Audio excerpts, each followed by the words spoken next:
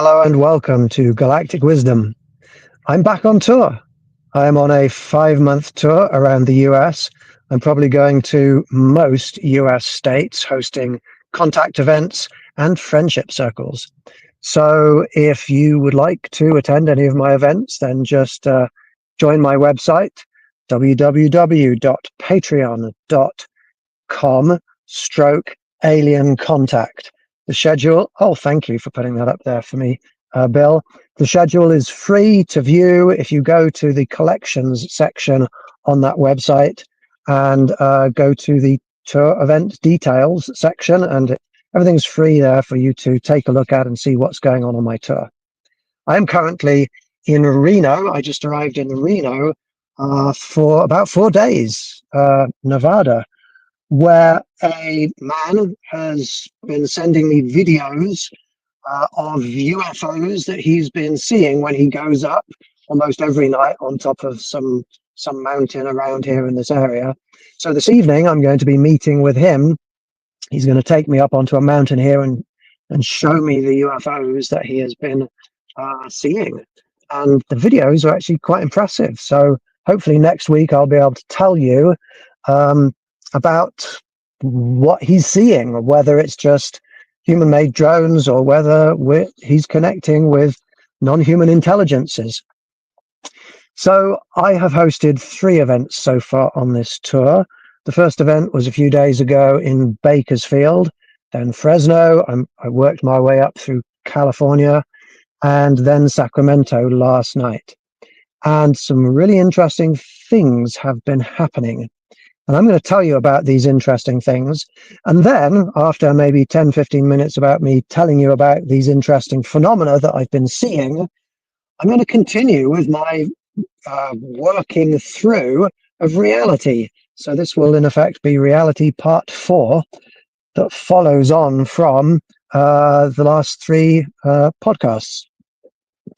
So I should start the story of these beings that I've been connecting with recently by letting you know that for about 5 years I've had tall silver grey beings who stand around me, who have been seen by a lot of different people.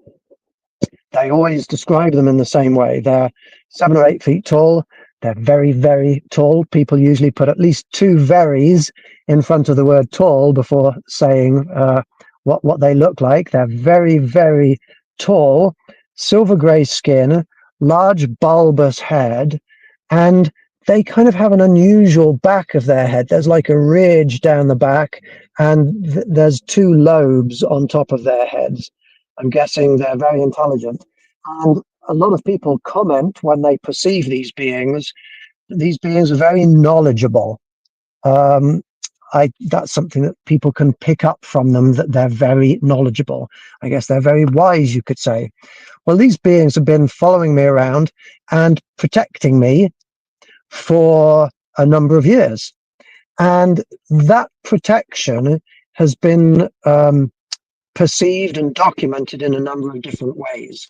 There was an event in Shawnee, Kansas, Shawnee Mission Park in Kansas, where a professional energy healer perceived one of these beings sort of in the air above me, just sort of hovering in the air above me, putting out a protective force field around me. And she said it was like a force field, an impenetrable spiritual force field that was protecting me from attack, I suppose.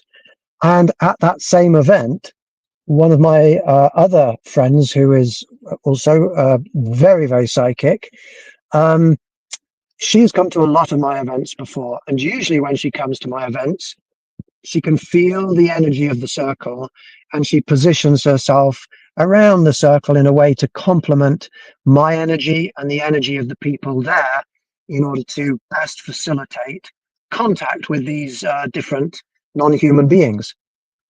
But at that event, she could not feel my energy. She didn't know what was going on. She just knew that my energy was not being felt by her, that it was being blocked somehow, blocked by some kind of force field. So 2 people independently had that psychic perception of a protective field around me. Now, I would say probably 50 different people have seen these beings around me over the years, sometimes at the same time. And so it's very strongly confirmed that they are there. They always get a sense that these beings are close to me. Often people use the word family. 2 or 3 nights ago, somebody who perceived them said that they were like a brother to me, but they seem to know me well. And I can let you know that as far as I'm aware, I was born a human. So I'm not claiming to be an alien. I'm not claiming to be a starseed or anything like that. I'm not sure if I even believe in starseeds, things like that. I was born a human, but I am being enhanced by these beings. I am being changed by these beings. And I have received some kind of insights that in the future, I will my consciousness will merge with at least one of their biological bodies. And in the future, I would be able to be classed as a hybrid. And it could be that some of these beings that are connecting with me are actually from the future, coming back, connecting with me, which is bizarre and interesting and fascinating. The full story is kind of like the Terminator series. It's very, very similar to that in a lot of respects. But anyway, these tall silver beings, they came into play about 3 weeks ago. I was sitting down and I was trying to figure out the specific locations where I was going to host my contact tour events. And when it came to Fresno, California, I went into Google Maps. I'm looking at Google Maps. I'm trying to find a good park or a good trailhead inside the city or outside of the city, somewhere where I can host an event. And I couldn't make up my mind. There was quite a good location, 45 minutes outside of Fresno, but it was going to be a Monday night, and I wasn't sure if anybody would drive on a Monday night all the way outside into the cold hills just to meet up with me for a couple of hours to do a contact meditation. And the inner city parks, none of them were quite big enough. None of them seemed to be quite right. So I just couldn't decide. And I spent probably 15 or 20 minutes going backwards and forwards, trying to find something better. I couldn't find something better. I didn't know what to do. In the end, I finally decided on one particular park. I think it was called Sierra Bicentennial Park in Fresno. And I just made a decision, let's go with this one. And I put that one down, and that was what it was going to be. That same evening, when I hosted an online event in my group, where my team of friends and psychics and remote viewers and enthusiastic sort of love bringers to the meeting, we all got together, and one of the psychics there said, "Rupert, right now you have tall silvers behind you." And she could see them clearly. And then she started communicating with them. And she said, "And Rupert, they're telling you that they helped you out today. They're telling me," she said, "that they helped you make a decision today. There was a decision you were trying to make, and you were going backwards and forwards, and you couldn't decide which way to go. They made the decision for you." And of course, I knew what she was talking about. The tall whites had helped me decide which location to host the Fresno event in. Now, that's very interesting. It's very interesting because the fact that they were telling a psychic and the psychic was telling me, they were giving me knowledge of their help, which is very interesting in itself, because that's important. These beings are guiding me. These beings are able to nudge me sometimes to make decisions, to move in certain directions, to choose this location over this location, to contact this person or not to contact this person. They're guiding me, which is kind of cool because I'm getting advanced non-human assistance in my choices. So I like that. But it's also cool because they were giving me knowledge that they were interested for some reason in the location in that location, Sierra Bicentennial Park in Fresno, they wanted me to host the event there for some reason. So what was that reason? Well, when I posted a couple of weeks ago my schedule, and in the schedule was Fresno, one of my friends who I don't know well, but she came to one of my retreats one time, and she's been to some of my online events. And I know she's a energy healer. She is spiritually perceptive. She sees beings around her, and obviously she's interested in this subject. She contacted me and said, "Hey, I live in Fresno. I'm going to come to your event." I was like, "Cool." And she asked, "Where is it specifically?" And I said, "Well, it's going to be in Clovis, which is sort of a suburb of Fresno." She's like, "I live in Clovis." And then I told her the name of the park, and it was like she lives 9 minutes drive from the park. So this was interesting, that I knew that the tall silvers rather, have guided me to this park, and a psychic lives very close to that park, whom I know, who has a very positive energy, who I can trust, because I've spent a weekend retreat with her. And then she said, "Hey, do you want to come over before the event for a vegan meal?" I'm vegan, and she knew that, and so she offered to get me a vegan meal. I'm like, "Sure, that would be fantastic, thank you." And so I went over there, and having this lovely vegan meal that she prepared, and I explained to her how I came to choose that location, and I talked to her about the tall silvers. Now, when we were waiting in the park for other people to arrive for the evening event, she said, tell me more about the tall silver beings that are around you." And so I started to talk about the tall silvers, started to describe their appearance, their height, um, and of course, I'm thinking about them. And when you think about somebody, your spirit, your consciousness connects with those people, or those beings. And so I was thinking of them, and my spirit connected with them. They felt that, and then they responded by coming in. They came in to that location, that Fresno Park, and I feel it when they come in. I feel sometimes a twitching in my muscles, often my facial muscles. I feel a change of air pressure, and I often get a high frequency tone in my ears that fades out, as though somebody just struck one of those musical triangle things right by my head. Ding, like that. And I paused, and I said to my friend, "They've just arrived." And she was looking at me like, "Whoa, I just saw them arrive." So when I felt them arrive, she saw them arrive, and she saw an energy move through me and into me and around me. And she described this energy as like an umbrella of protective energy that came around me. So this is fascinating, because what she's describing are what other people, I've been able to deduce, have also seen, this protective field around me. And she said that she also felt a change in air pressure. And what's interesting is nobody else turned up for that particular event. Now, usually we have a nice little group of people arrive, but nobody else showed up for that event. So the tall whites guided me to that park where just one person showed up, and that one person is spiritually perceptive.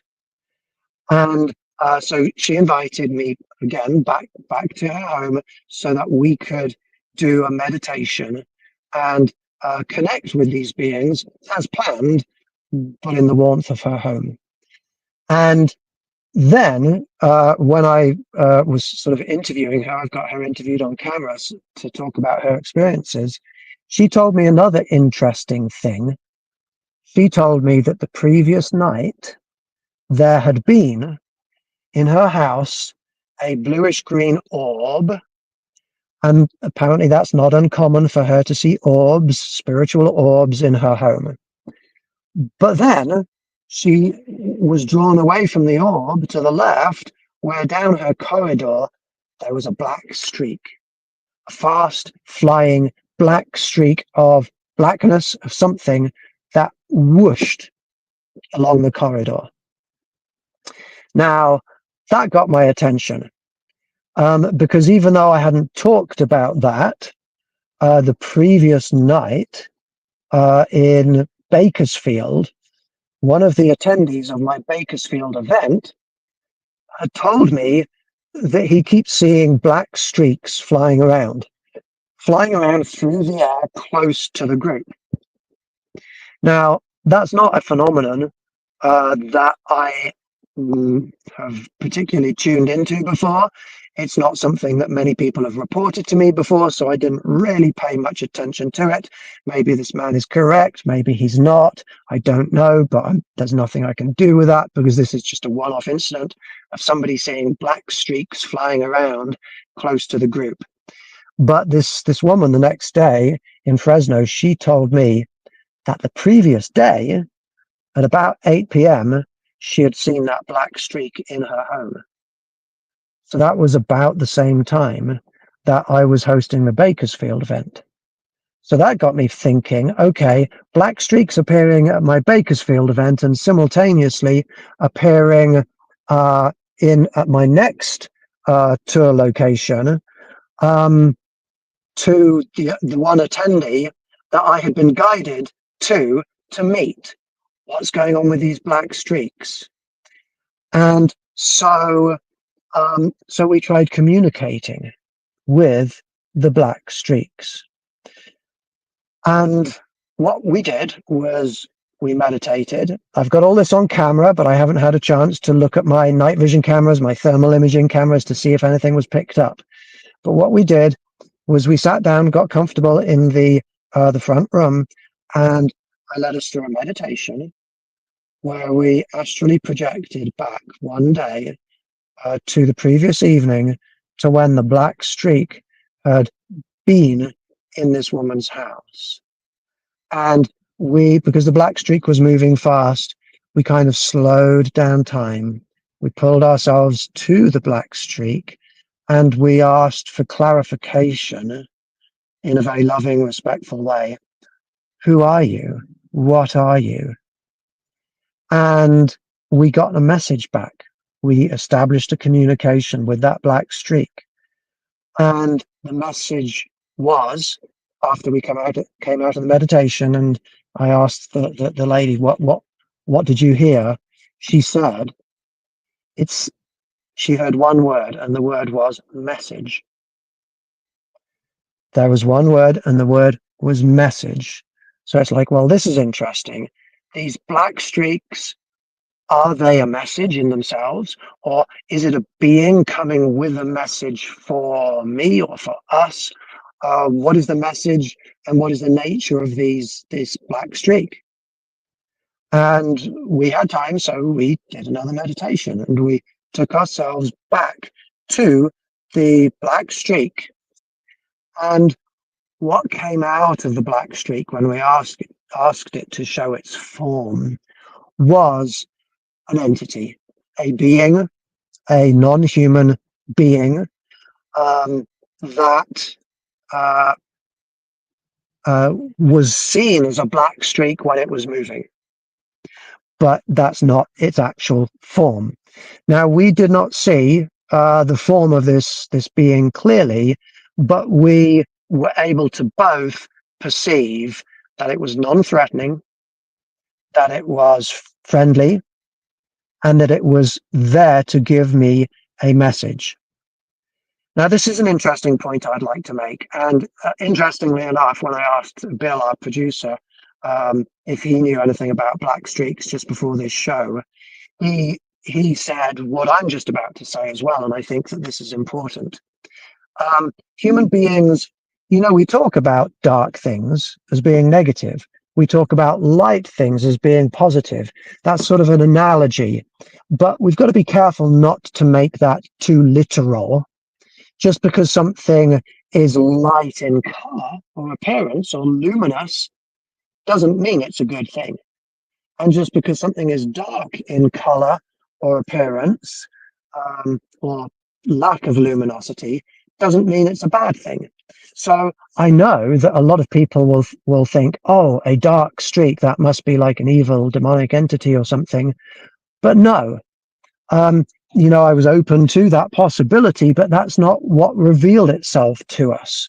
What we felt was something positive and good. And in fact, there's really no reason for any dark beings to ever come around me, because they never get anywhere with me. I just radiate love at them, and they don't like that, and they go away. Um, so um, these dark beings, they weren't negative, they were positive, and they came with a message. And when we asked for more details, tell us, what is this message that you're trying to give to us?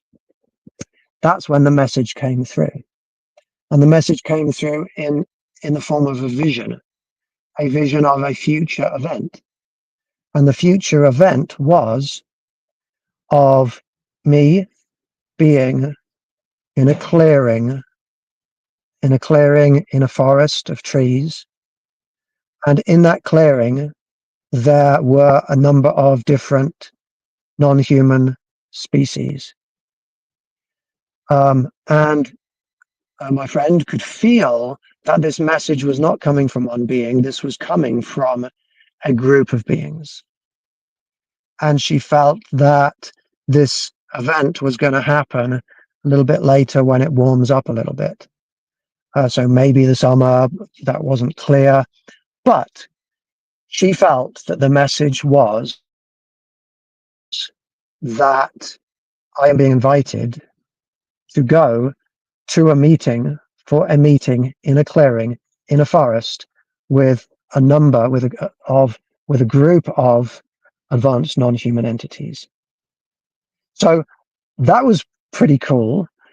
And then when I told my online group of remote viewers and astral projectors and supporters, when I told them what happened in an online meeting, we then did a meditation to the black streak beings.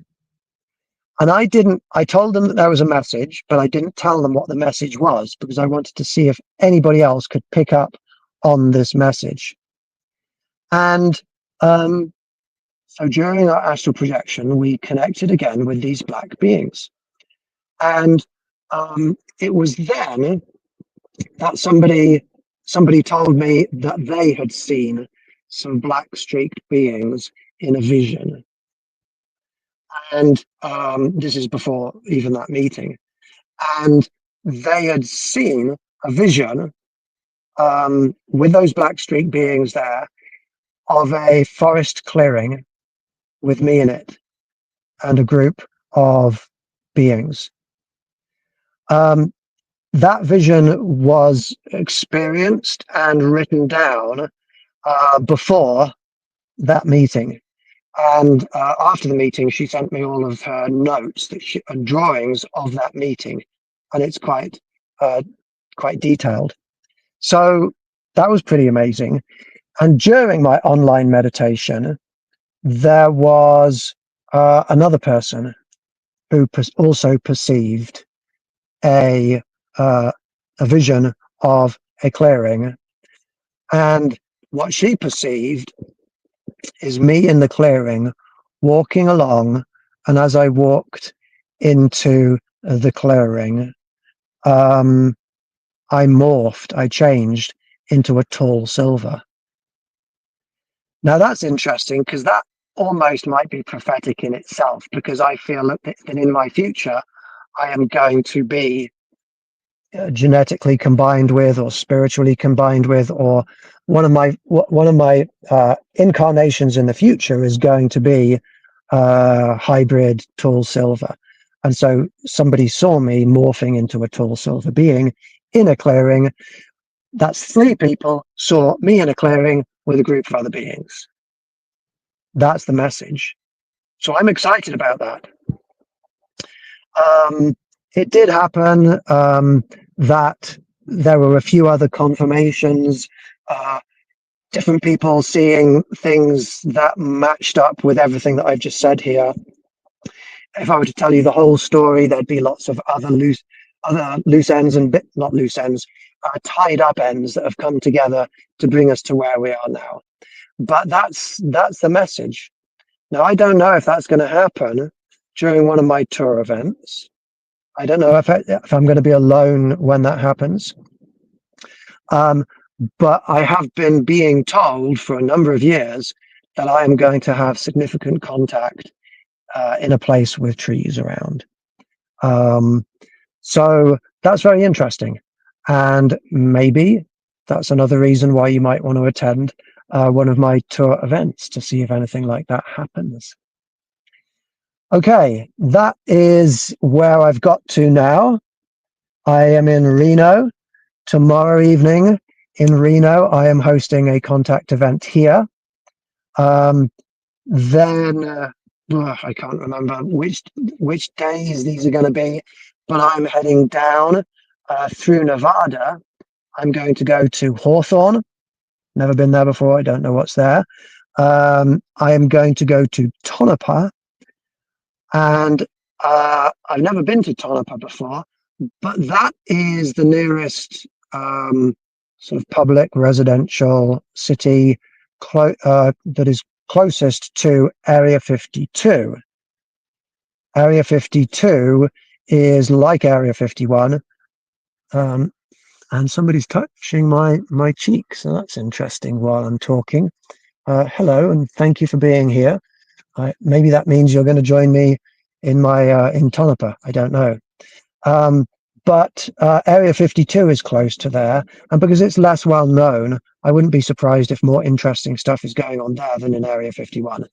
But then I'm heading down to Rachel, which is the closest city to Area 51, and I'm hosting an event there. I'm gonna. They don't look like they have much vegan food on the menu, but there's a place called the Little Alien there, and I'm going to go and I don't know, have some fries or something there. So maybe you want to join me for a meal there. You'd be welcome to come over and meet me there if you want to. But then we're going off into the desert and going to do a contact event.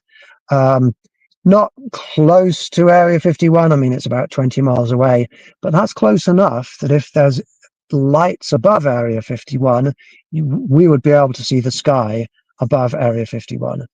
And indeed, last time I went into that general area, I did record some pretty remarkable things in that area.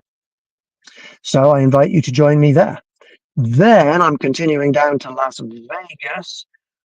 Friday night, I'm hosting a Las Vegas event in the location where I've connected many times with tall white entities, not tall silvers, tall white entities. So that could be a fun experience. One time when I was out a couple of years ago, and I'm just standing talking to the attendees of my event who came to do contact meditations with me. Behind me, this white, spherical, luminous something appeared in the sky, so bright you couldn't tell what it was, whether it was a craft, a hole, glowing sphere, but a bright, big something in the sky behind me. And I turned around to try and see what is that, and get my video camera up to it. I was not able to video it because it happened fairly fast. It shrank back down and disappeared into nothingness. But we all saw it. It was very, very big. It was very impressive. I did record the audio to people's reactions to it. And I probably have played that at some time, but I had to beep out everybody's swear words because they were so shocked at what they saw. Anyway, and the following day, I think it's going to be the Saturday, I'm hosting an event in Henderson. Now, Henderson is, I used to live there. So I used to go out close to the hills on the east side of Las Vegas, Henderson area. And there are reptilians that live out there, and there are interesting things that come up from the mountains there. So that should be an interesting event, the Henderson event. Then I'm heading across to Utah and other places, but I will get to those other locations probably next week. I will tell you about them next week. So we still have 20 minutes of the podcast left, so I'm going to get back to my working through of reality, my summarized form of my summary of everything important about reality, both scientifically understood and in the realm of the paranormal and aliens. And the last time I was talking about this, I was talking about consciousness. And I do want to recap briefly on consciousness because this is important, but also because the next thing I'm going to talk about is source. And in order to understand source, we need to understand consciousness, first of all. So our spiritual brains and our spiritual consciousnesses are very agile. They can travel around through time and space. We can astrally project, we can remote view, we can remote communicate with beings in different times and places. Our consciousnesses can also expand outwards. It's kind of a contact methodology. You expand your consciousness outwards to fill the sky, and anything that's in the sky can feel you, and you can invite them to come in. So we can expand our consciousnesses into large consciousness fields. And countless, trillions of advanced consciousnesses throughout the universe can do the same things. So this results in a universal spiritual consciousness network and a universal spiritual consciousness field. We can connect our consciousnesses with consciousnesses all around the universe, trillions, countless trillions, trillions of different consciousnesses we can connect. Not as one. The mathematics of that doesn't work. One is not the same thing as trillions of trillions. Okay. And but we can connect as a consciousness network. We can connect with it, we can feel it, but it isn't one consciousness, it is many. Because I know it's popular for people to say we're all one consciousness, and people say stupid things without thinking about them, without thinking about what they're saying. But if you think about what you're saying rather than just like copy and paste thinking, you copy from somebody else and you paste it into your mind, then you copy it from your mind and you paste it to somebody else. If we can do better than that and think about the meaning behind the words we're using, it's very clear to us that we're not all one consciousness. If we were all part of one consciousness, then we would all be conscious of the thoughts and the feelings and the experiences and the relationships, etc., of all of the people on the planet, of all of the animals on the planet, of all of the spirits in the spirit realm, of all of the aliens throughout the universe. If we were all one consciousness, we would all be conscious of everybody's consciousnesses. That's what conscious means. That's what a consciousness is. The word itself tells you what it is. We're not one consciousness. Okay? No matter how impressive somebody is who tells you we're all one consciousness. No, we're not. Think about the words. Okay? We're not one consciousness. There isn't a universal consciousness field. I'm sorry, there isn't a universal consciousness. There is a consciousness field that's made up out of the collective consciousness fields of everybody. We can connect with a consciousness network, a universal consciousness network, but it's not one consciousness. It's very odd, the compulsion of people to try and make everybody and everything the same. We're not, and it's okay.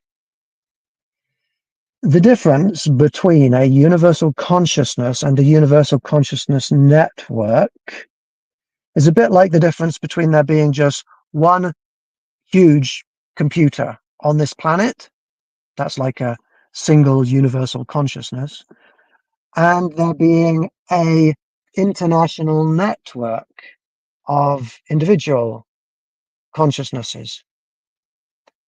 That's what we've got on this planet with computers. We've got an internet of computers on this planet, and in the universe we've got an internet of consciousnesses connecting with each other. We've got a universal consciousness network comparable to our internet, where you are each one consciousness in the network, just like you probably have one computer that can connect to the internet and then becomes part of the internet. So it's important to understand that, I think, in order that we don't believe ridiculous things and end up going down paths that are completely untrue. Now let's talk about source, because, and the reason why I prefaced the source conversation with consciousness is because one of the things that people think about source is that it is a universal consciousness. But there is not a universal consciousness, and we can prove it just by thinking and observing. And source, if source exists, it's not a universal consciousness. Some people might call the network, the universal consciousness network, source. You could do that if you wanted to. But it's not a universal consciousness. It's not one being. It doesn't have one mind. Source is kind of like a god. Well, it is a godlike belief, because a lot of people think that source is a creator consciousness. If you're talking about a creator consciousness, whether you call it God or source, you're talking about the same thing. Source, when people talk about source, it's just a word for God that has a more modern feel to it, because when people talk about source, it's a bit like recycling, like the recycling of nutrients through nutrient cycles and water cycles and various different cycles that is scientifically understood on our planet. People think of source being a little bit like that, like we come from it and then we go back to it. There's like a cycling process that goes on. And sure, our atoms, are made from stardust, and we form our bodies from molecules that have come from the air and water and the ground and the food, and then after we die, our molecules go back into the ground and the air and the water and so forth. And there's this recycling, and the energy is also goes in a cycle. The energy is inside molecules that's responsible for chemical reactions that gets recycled and everything too. But it's not a recycling of consciousness. There's no reincarnation going on in this process. Once your consciousness is formed, it doesn't then get well, I'm going to say that our consciousness does survive into the spirit realm. It doesn't go into this reincarnation cycle. So people have this idea that source is like a godlike thing, a creator being that is universally conscious. It's not. And again, just a little bit of intelligence, a little bit of knowledge, a little bit of thinking will tell us that that's not a thing. So I know I'm going to annoy people by saying that source isn't a thing, but source isn't a thing. At least it's only a thing if we're talking about science. If we're talking about, yes, we come from elements, and if we call elements and stardust and the matter of the universe and the energy of the universe, if we call that source, fine, that's where we're coming from, source. But it's not by conscious design. That's where people are going mystical and woo-woo. So source is not a thing. Humans seem to have a psychological compulsion, a need to have been created.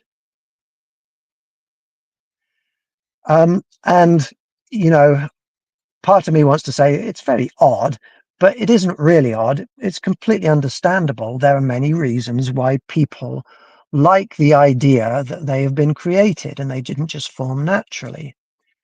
The idea that we have been created helps us to believe that everything, this creator is like a fair, moral overseer of everything, has got everything under control, helps us to believe that everything that we see that's unfair in the world, everything that's unfair and everything that's unjust, will end up being fair and just by design, by intelligent, conscious, creative design at the hands of a creator. There is no evidence of that. At least the only evidence is not substantial. It's not objective evidence that leads to any kind of proof or logical reasoning. It's all sort of fanciful fiction. It helps us to believe that the presence of a creator helps us to believe that we have a purpose, a predetermined purpose that gives our lives meaning, a predetermined purpose that makes all of our suffering on this planet okay and worthwhile. But there's no evidence of that because it's not true. We can objectively determine that human beings were not created by a creator because evolution is real. It's a science. It's a proven science. If you've been raised to believe that evolution is just a theory, well, you've either been lied to or you just didn't get what you were taught in school. It's not just a theory. Evolution is a proven fact that happens every day in an observable way. There are countless, hundreds of proofs of evolution. Evolution is so solidly proved as being a fact that it can't not be true given what we know about DNA and variation in offspring, things like that. It's a fact that can't not be true. If you can prove that evolution is true, you're proving that we weren't created. That's why religion has many religious people in the past and in the present attack evolution so badly, so strongly, because it actually disproves the idea that we were created.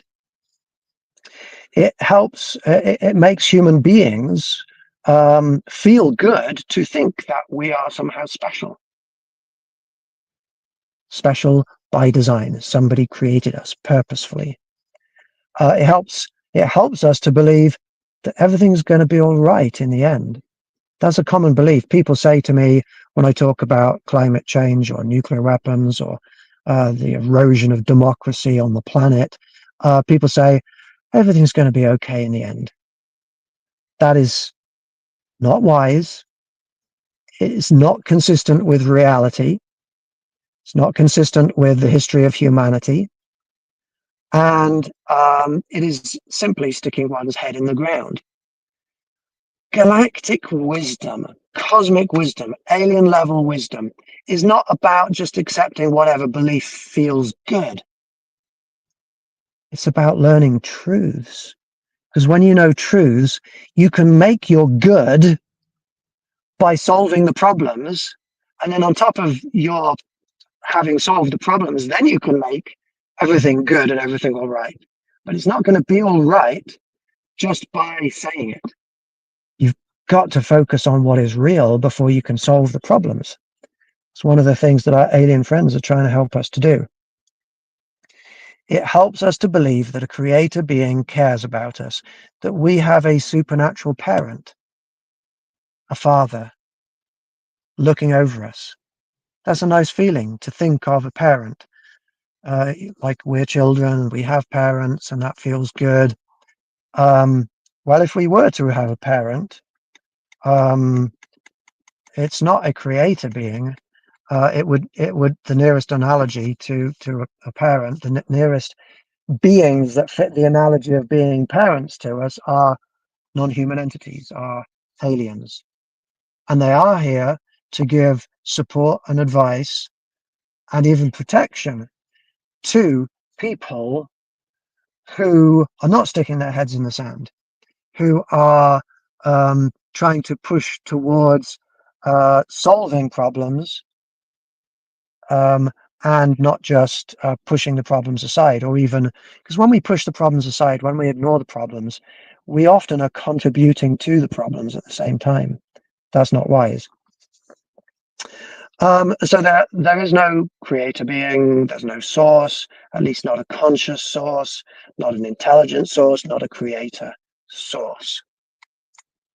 Time. Let's talk about time next. Time is two-dimensional. The two different dimensions of time can be referred to as real time and temporal time. The temporal time for me right now, well, for us, if we're going to talk generally, is 2025. The temporal time, the temporal year when I came to the US was 2001. The temporal time when Star Wars was released was 1977. That's temporal time. If time were only one-dimensional, then that Star Wars release and my arrival in the US would forever be gone, completely inaccessible in the past, can't get there. However, both of those events are happening right now in real time, in the second dimension of time. So time is in motion, time is moving. The future is changing, the past is changing, and they exist now in real time at different points in temporal time. That fact allows me, if I want to astrally travel back to 1977 or to 2001. Anyone in the universe, wherever they are in temporal time, is at the same point in real time. In temporal time, for us, the universe is about 13.8 billion years old. But the future exists, and in the future, the universe is older. So there is a absolute age to the universe. If you travel forwards through temporal time to the furthest point in temporal time that you can get to, the leading edge of temporal time, then that point, at that point, temporal time equals real time. That's the real age of the universe. Who knows how many billions of years old the universe really is? My guess is on 42 billion. I don't know. The existence of two dimensions of time enables the following things: the time travel of information, the time travel of consciousness. Our consciousnesses can travel through time and connect with other beings, and other beings' consciousnesses can travel through time and connect with us. The existence of two dimensions of time enables altering of the timeline. If I can go back in time and change something, well, if I can go back in time and make my consciousness be felt, then I could give a message to somebody, hey, don't do this or do this instead. They could choose a different path, a different choice than the original choice that they made, I can change time. We can all change time. This is not paradoxical because time is two-dimensional. It would be paradoxical if time were one-dimensional. That whole grandfather paradox and stuff. That's not a paradox because, okay, I go back in time. Hypothetically, it's not a very nice thing to do, but I go back in time and I kill my grandfather. I'm not going to do that. But if I did, well, okay, that particular grandfather won't then have my parents, and then I won't then be born. But it will take 60, 70 years, whatever, from that point of new time being lived for that change to reach 2025. Doesn't happen instantaneously. It's not like Back to the Future. That's just a movie. That's fiction. It takes time for time to progress. So it wouldn't change the fact that I had already been born and had traveled back in time. It wouldn't change my existence in the here and now. And in the here and now, I'm going to keep moving forwards through time at the same rate that my dead grandfather won't move through time. So nothing will catch up anything. There'll be this band of different time segments going into the future. It's good that there are two dimensions of time because it means that we can try to make the future better. This is important, and this is the message that I want to leave with you. We can make the future better if we receive messages from the past or the future, from an outside time. And I'm giving you those messages in this show. We can make the future better, but you can only be successful in changing the future if you allow information from the future to change you. I hope you will consider joining my group at www.patreon.com/aliencontact to learn more and to come and join me at one of my tour events. If you live in Reno, come and join me tomorrow evening, 7 o'clock. I wish you all peace, love, and well-being. You all take care. Goodbye for now.